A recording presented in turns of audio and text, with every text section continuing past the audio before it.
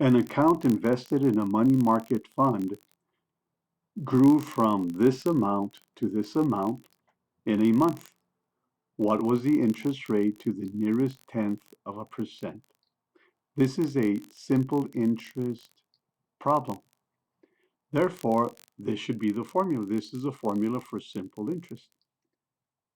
Now that you write the formula and they're looking for the rate, that means we don't know the R, but we should be given everything else. So now let's see where everything else is. The future value is this amount. The present value is this amount.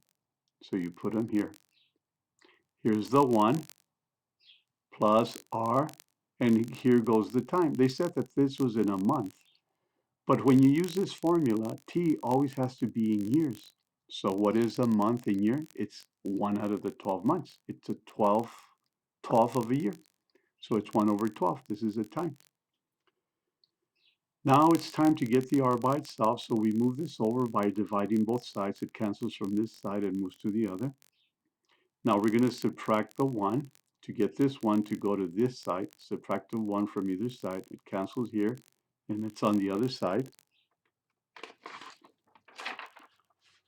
Now we're going to get the 1 over 12 to get to the other side. So we're going to multiply both sides of the equation by the reciprocal of 1 over 12. 12 over 1, that would be the reciprocal. So if you multiply this side by the reciprocal of 1 over 12, it cancels it to 1. And 1 times R is R. But what you do to one side, you have to do to the other. So I have to multiply the other side by the reciprocal of 1 over 12, which is 12 over 1.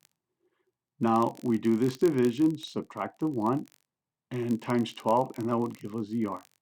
So this is the R. We're going to change it to a percent first. So you move the decimal twice, and that gives us a percent. So we have the percent. Now we're going to round this to the nearest tenth. This is the nearest tenth position where the 7 is. So we round to this position. It would round to 4.7%. And that's the rate.